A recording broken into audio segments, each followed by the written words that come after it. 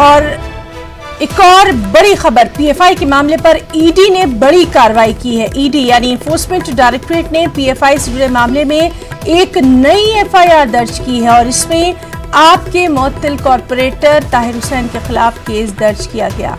PFI funding मामले में ताहिर हुसैन के खिलाफ ये केस दर्ज किया गया। तो बेहद अहम खबर, पीएफआई के मामले पर ईडी इन्फोर्समेंट डायरेक्टरेट की बड़ी कार्रवाई। ईडी ने पीएफआई से जुड़े मामले में एक नई एफआईआर दर्ज की है और इसमें आपके मुअत्तल कॉरपोरेटर ताहिर हुसैन के खिलाफ ये केस दर्ज किया गया। पीएफआई फंडिंग मामले में दर्ज किया गया ताहिर हुसैन के खिलाफ ये केस।